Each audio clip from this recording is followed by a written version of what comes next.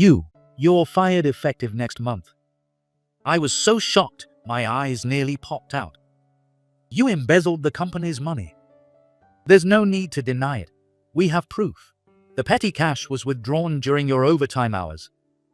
I was too stunned to understand President Wilson's words. "It seems there's footage of me on the security cameras, but I have no recollection of it." "Wait a minute, embezzling petty cash. I'm in the sales department, not accounting. That's impossible." I desperately protested, but President Wilson wouldn't listen. I suddenly grew to hate Sorry Corporation. When I told President Wilson I would accept the termination, his stern face turned into a wide smile. "Oh, really? That's too bad. This company's getting famous, so we wanted to avoid involving the police and handle this quietly. It's a real shame to lose such a talented person like you." Resolving to quit, I said, "It really is a pity. Well, take care," and quickly left the president's office.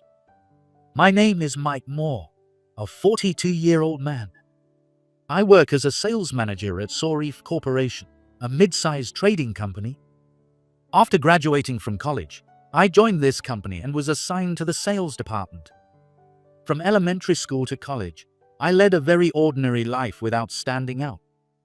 However, after joining the company, my talents seemed to bloom.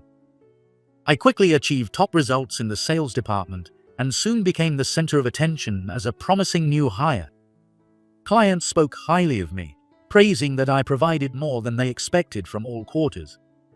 To satisfy clients, I listened carefully to their requests and provided exactly what they needed, and this approach paid off. Realizing that empathy could be a powerful tool, I continually focused on the needs of others in my sales activities. By treating my colleagues with care, the company recognized my performance. And 3 years after joining, I was promoted to supervisor, then to assistant manager 4 years later. I am now a manager and am set to be promoted to assistant director soon. My rapid promotions earned me respect from my subordinates, who looked up to me. Since I was known for my amiable nature since joining the company, even now as a manager, my subordinates treat me like a friend. I was fortunate with both the company and my relationships, and I was happy. One day, the founding president of Sorry Corporation fell ill and had to step down suddenly. The vice president's son, John Wilson, took over as the second president. Wilson was usually quiet and inscrutable, which made me uneasy about him becoming president. But I tried not to dwell on it. A few days after the inauguration ceremony for the new president, I finished my morning work and stood up to take a lunch break. Just then, President Wilson walked into the sales department with loud footsteps. He glared sharply at the subordinates. "Are you all working properly? You're employed by me, so there's no time for breaks.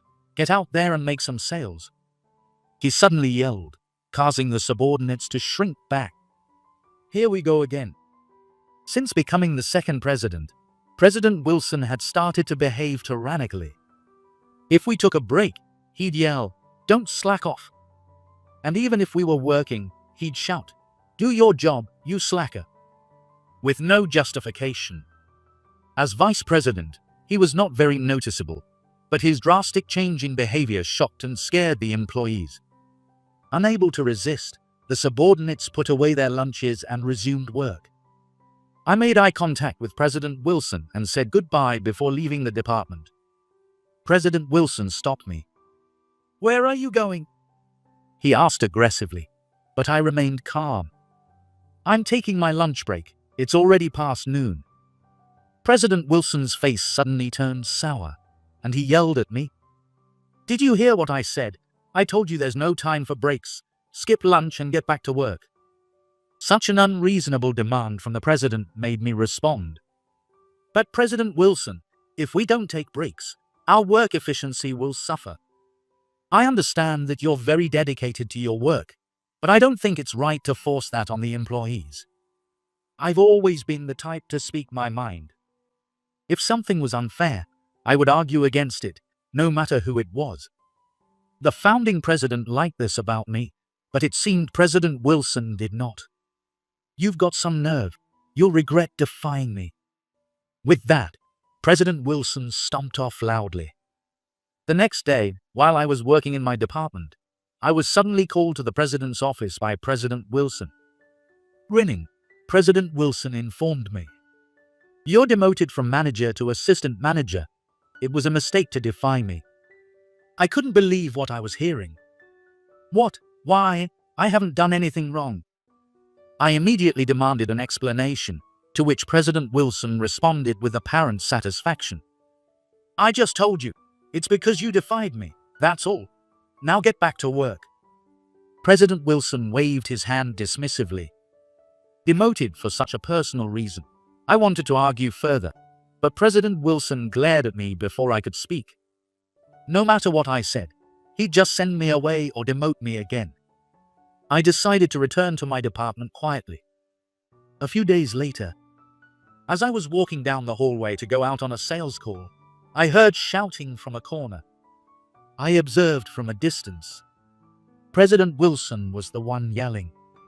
He was shouting at a young male employee without any regard. Scolding someone in the hallway, I thought, feeling uncomfortable, and checked the face of the employee being yelled at. It was Will Brown, a member of the sales department and one of my subordinates. "President Wilson, what's the matter with Will?" I hurriedly stepped between them, and President Wilson turned to me with an annoyed expression. "I'm reprimanding this useless employee. He angered a client." Will shook his head rapidly. "That's not true. I don't know anything about it." I couldn't grasp the situation, so I asked both of them for details. Apparently, someone sent an offensive email to a client yesterday, which made them angry and led to the cancellation of a contract. The email was filled with vulgar language and insults, and it was sent from Will's computer.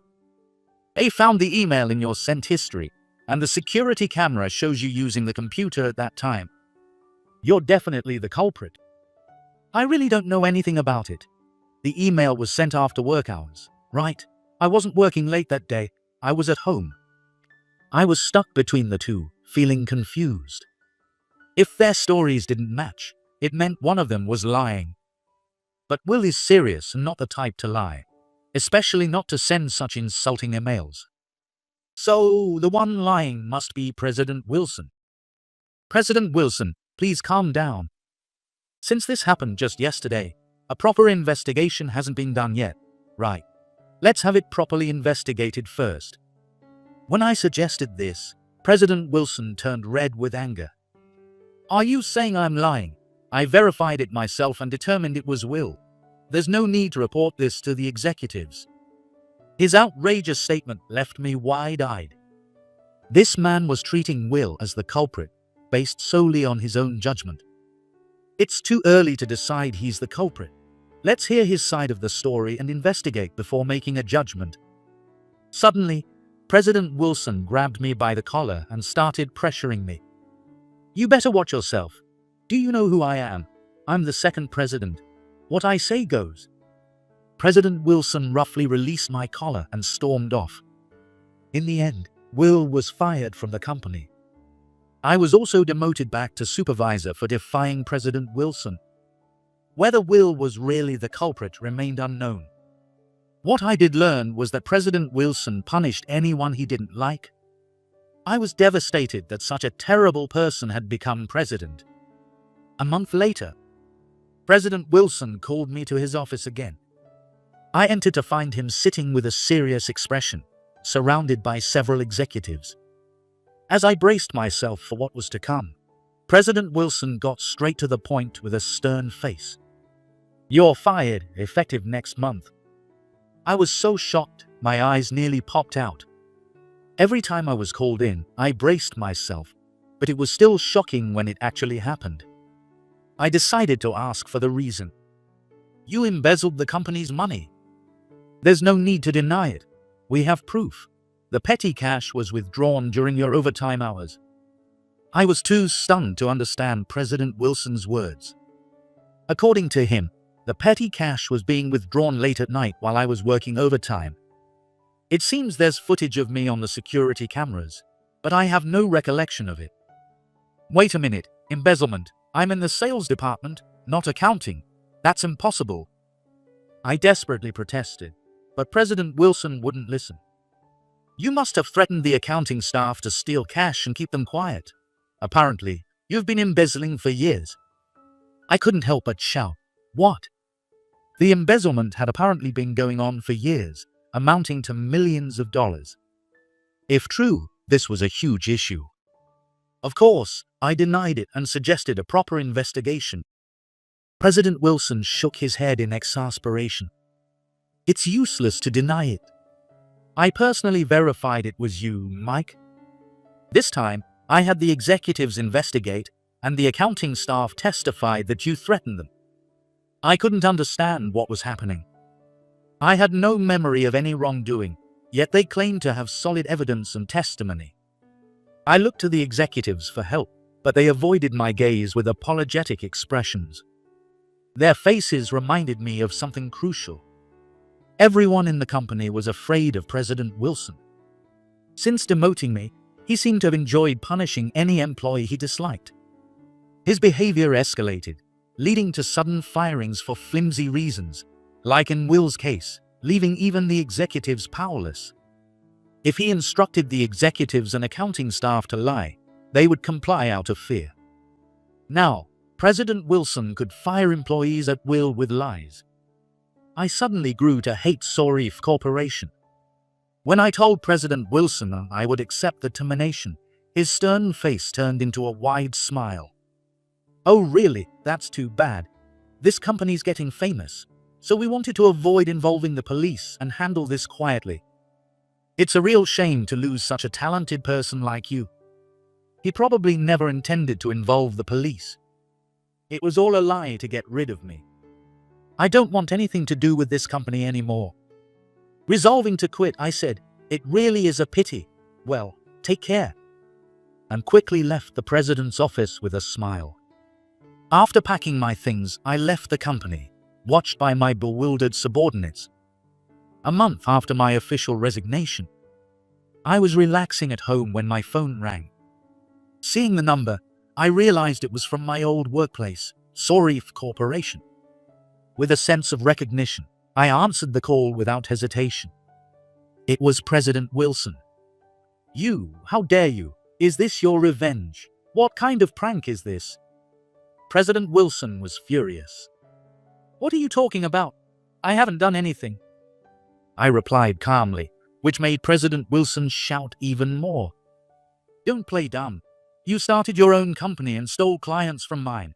Give them back immediately," he growled angrily. The truth was, right after leaving Sorif Corporation, I started my own trading company in the same industry. After being fired by President Wilson, I immediately began preparations to start my own business. That said, all that was left was the paperwork. Since I started handling various products in the sales department, I became interested in starting my own trading company. I believed that by working under my own policies, I could contribute more to clients and bring more smiles to their customers. I had decided to go independent a few years ago and had been preparing gradually. Just when I felt the time was right, President Wilson replaced the founding president, and I was fired. The timing was perfect. After using up my paid leave and officially resigning, I started my own company the next day. I reached out to friends and former subordinates who had been unfairly fired by President Wilson, and many people joined me. It was still a small company, but it was more than enough for us. We immediately began visiting various clients. Our targets were all clients of Sorif Corporation. We set up meetings with these clients, using our sales skills to deliver perfect presentations, emphasizing high quality at affordable prices. Many of these clients already knew me from my time at Sorif Corporation. Thanks to that, they trusted me and quickly switched from Sorif Corporation to my company, believing in the quality of my products. As we repeated this process, the number of clients steadily increased, and within a month, we managed to take over more than half of Sorif Corporation's clients. Because of you, the company is in serious trouble. Since firing you, our performance has plummeted, and we're in the red. On top of that, We're on the brink of bankruptcy because you took more than half our clients. What are you going to do about it? Apparently, the company's performance had already started declining the day after I left. President Wilson assumed it would recover eventually, but it never did. It was likely because I was securing clients daily, so when I left, the number of new clients dropped significantly. On top of that, President Wilson probably continued firing employees he didn't like. The reduced staff led to lower efficiency, and remaining employees were overburdened, leading to less effective work and lower morale due to fatigue. Losing a talented person like me is the reason for that. It's your fault for firing me. By the way, I just offered better terms than Sorry Corporation to the clients. There's nothing to give back. President Wilson ground his teeth in frustration. Also, I was fired for embezzlement. But I discovered the real culprit. The one who was truly embezzling was you, President Wilson. When I calmly questioned him, President Wilson responded with a shocked, "What?" Until recently, I couldn't accept that I was fired for embezzlement. I asked some of my former subordinates at Sorry Corporation, and one of them, Will, declared, President Wilson is the real culprit. Will, who had been fired by President Wilson, was one of the first to ask to join my new company, and he's been working hard ever since. When I asked Will about the situation, he explained that he had originally worked as a security guard at Sorry Corporation and had maintained connections with the security staff after joining the company. One day, one of the security guards gave him some surveillance camera footage. This footage captured all of President Wilson's misdeeds, including the moment of embezzlement. Apparently, President Wilson had been secretly committing numerous misdeeds, and after becoming the second president, he threatened the security staff to delete all previous surveillance footage to destroy evidence. Gaining confidence from this, President Wilson continued his misconduct openly, including persistent harassment of female employees, excessive bullying and verbal abuse of staff, embezzlement, and property damage when frustrated. Each time, he would threaten the security staff to delete the footage in front of him. More shockingly, all the scandals pinned on employees he disliked were actually committed by President Wilson. The offensive email to a client that led to Will's dismissal was also President Wilson's doing. Why he went to such lengths to frame others is unclear, but it likely served as a convenient excuse to fire them. The security staff had been aware of this. After being initially threatened to delete footage, a suspicious guard began making copies of the data. As expected, President Wilson continued his threats, so the guard pretended to delete the data but kept the copies safe. This copied data was then given to Will, who had been fired, with the trust to expose the truth. Upon hearing this, I was convinced that the data would serve as solid evidence. Will had been too afraid to report it and had only kept it safe until now. However, when I encouraged Will by saying, "Let's get back at President Wilson," he quickly became motivated and decided to join me in exposing him. When I finished explaining, President Wilson fell silent, but I could see him trembling with fear. "What are you planning to do? Reporting this won't benefit you at all," he asked, his voice shaking. I responded without hesitation. "It will benefit me. I can free the employees who have suffered under you, and personally, I will feel satisfied bringing you down." When I stated this clearly, President Wilson started to panic. "Calm down, Mike. Let's talk. What do you want? Can I buy the footage from you? I'll pay any amount." He tried to compose himself and made an offer, taking deep breaths.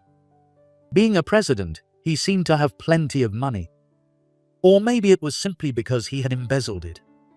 Is that money also embezzled from the company? It was over $1 million, wasn't it? No matter how much you consider it your company, that money belongs to the company, making it a clear case of embezzlement. When I explained this, President Wilson was left speechless. It seemed I had hit the mark. How many misdeeds would it take to satisfy him? I then told him that the surveillance footage was not the only evidence we had. Actually, I had been secretly recording President Wilson's abusive language for some time. When I decided to start my own company and leave, I planned to report it to the founding president. After all, he had the right to know how his company, which he had built, was being mismanaged by his son. President Wilson must have reported things favorably to the founding president. Though the truth might shock him, the founding president was the only one who could stop President Wilson. "Wait, we can talk this out. Don't report it to the police or my father, especially not to my father," President Wilson pleaded desperately. The founding president was usually kind but terrifying when angry. His stern demeanor made it easy to mistake him for someone from the underworld. President Wilson had lied to his father to become the second president and had been doing as he pleased ever since. I almost admired his daring behavior. "It's your own fault, isn't it? If you hadn't used underhanded tactics to fire the vice president, this wouldn't have happened. You picked a fight with the founding president, so take responsibility and face the consequences." President Wilson began to show clear signs of panic. If I had realized earlier that the founding president was President Wilson's weakness, I might not have been fired. But I have no regrets about the current situation. I was able to establish my company quickly, and now I have President Wilson cornered. I decided to add more pressure on President Wilson. Actually, the audio recordings aren't just mine. I also have recordings from my former subordinates and other employees still working at Sorif Corporation. President Wilson let out a pitiful "what?" with the help of Will and my other former subordinates now working at my company. I contacted current employees at Sorif Corporation and asked for information. Several employees came forward, saying they had recorded audio data just in case. The recordings included verbal abuse, excessive insults, problematic remarks to female employees, and more. When I listened to them for verification, I was left speechless with disbelief. When I asked for the audio data to discipline President Wilson, the employees gladly sent it to me. I also contacted security guards, accounting staff, and executives who testified about being threatened by President Wilson and recorded their statements. They were more than willing to help when I promised to remove President Wilson from his position. It was clear everyone was dissatisfied with President Wilson and wanted to do something about it. This proved that President Wilson had no allies left. When I declared that I would report this evidence to the founding president and the police, President Wilson began to cry and apologize. "I was wrong. I'm really sorry. I got arrogant after becoming president. I wanted to be as cool as my father." He's trying to sound noble, but he went way too far. How many people were hurt by President Wilson's actions?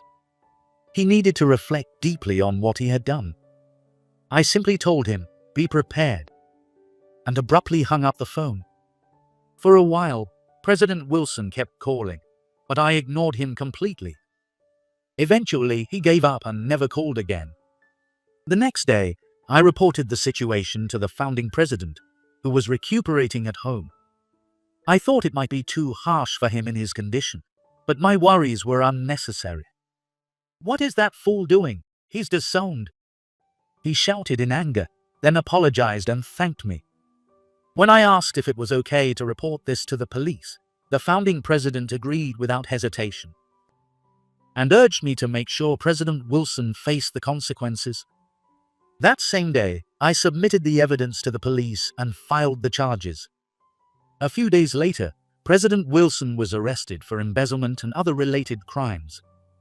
Just between you and me, after our phone call, President Wilson disappeared from the company and hid out in a distant hotel. He must have been terrified of facing his father's anger and being arrested. But the police were relentless. After uncovering various details from interviews with employees, they quickly issued an arrest warrant. They then launched a thorough search for the missing President Wilson. It didn't take long to corner him, and he eventually surrendered. Naturally, the incident was widely reported on television, leading to lawsuits from clients for damages and compensation claims from former employees. Sorif Corporation quickly went bankrupt. President Wilson is going to spend some time in prison, and by the time he's released, he'll probably have nothing left but debt. The thought of him struggling to make ends meet in a rundown apartment was quite amusing. Afterward, I worked even harder to boost my company's sales. Our good reputation continued to grow, and we quickly became a mid-sized enterprise. The remaining clients of Sorif Corporation heard the rumors and switched to my company. As a result, sales increased further, and we had to significantly expand our workforce. Most of the new hires were former Sorif Corporation employees. Without me having to reach out, many of them actively sought to rejoin me. My former subordinate said, "Everyone came because you're the president, Mike." And I felt genuinely happy for the first time in a long while. To support my former employees, I must continue to grow the company. I won't be satisfied with the current state. The next goal is to become a major corporation. With this determination, I rushed outside to join the sales efforts myself. "I've been waiting for so long." Nancy looked up and gazed straight into my eyes as she spoke. "For so long, waiting." I could only repeat her words, dumbfounded. Nancy nodded emphatically. Then, she wiped her tears with a handkerchief and began to share her story. "The truth is, I've been going on all those matchmakings to find someone." "Really? Who were you looking for?" "Someone I met just once about 8 years ago. I don't know his name, but I knew he worked at that trading company, so I asked my dad to introduce me. Someone who has been at the company for 8 years. It was impossible to identify a person with just that information. The barrage of questions I had answered earlier was apparently to determine if I was the one she was searching for. Since it would be inappropriate to ask a lot of personal questions through Mr. Wilson, they resorted to the blind date format. The story Nancy shared next would change my life significantly. My name is Richard Jones. I'm 42 years old. I'm an office worker at a trading company. I joined the company at 22, right after graduating college, and it's been 20 years since then. In that amount of time, it's not surprising that many things have happened. My talented colleagues have set records for early promotions at HQ, started businesses overseas, and acquired lovely homes with their families. Even I, who had no interest in climbing the corporate ladder, found myself managing several subordinates as a middle manager. 20 years is indeed a significant amount of time. However, there are things that never change, no matter how much time passes. That's human nature. I lost my father in a car accident when I was a child, and have lived with my mother since then. My paternal grandparents passed away early, and we were estranged from my maternal relatives. Suddenly becoming a single-parent family, we had no one to turn to in times of need. Although we received my father's insurance payout, it was not enough for the two of us to live on. My mother, who had always been frail, worked tirelessly day and night to put me through college. Thanks to her, I graduated from college and joined this trading company. Now, my mother has retired and tries to take care of her health. However, even after I started working and sending her money, she never spent it on herself. Of course, living expenses are inevitable, but if my mother thinks something is even a little extravagant, she says it's wasteful and doesn't buy it. Just to clarify, I send her enough money each month to live comfortably, and she also receives a small pension. Even though she could afford to spend on hobbies or entertainment, she stubbornly lives a frugal life. Probably because the lifestyle of raising me alone after my father died has become ingrained in her. Although not as extreme as my mother, I think my personality is also heavily influenced by my childhood memories. For instance, I only eat out for work-related reasons and mainly cook at home. Sometimes I bike to multiple grocery stores to find the best deals. My casual clothes are mostly from fast fashion, and I cut my own hair when it gets too long. Since a senior colleague advised me shortly after I joined the company, I've chosen age-appropriate brands for work attire, but many items are gifts or hand-me-downs. In fact, The watch I wear every day is a gift from that senior colleague. There are people who enjoy checking out new brand items and collecting similar series, but I can't understand that at all. Because I live such a thrifty lifestyle, my subordinates think my hobby is saving money. It's frustrating to be implicitly called stingy, but it's the truth, so I can't help it. I'm a boring man with no particular hobbies or talents, living an extremely frugal life despite being single. It's no wonder there have been almost no romantic stories about me at this age. I thought I would continue living my quiet, solitary life. However, life is full of surprises. A major turning point, one I could never have predicted, was about to happen. My department is divided into 5 sections, and a few years ago, I was promoted to manager of one of them. I was assigned subordinates who were much more capable than I am. Thanks to them, we've managed to avoid major mistakes and consistently achieve good results. However, no matter how well my team performs, we've never been the top section in the department. The reason is that there's always another team that outperforms us. That team is led by Tom Miller. From the time he joined the company, he has always been an outstanding performer, well regarded by our bosses, and is rumored to be a future executive despite being in his early 30s. Among the 5 section managers in our department, Tom is by far the youngest. By the way, I am the oldest, nearly 10 years his senior. As you can see, I am losing the promotion race badly, but our team competition is quite close. Recently, the performance reports usually show Tom's team at the top, with my team in a close second. Tom's main strength is that he has many large clients,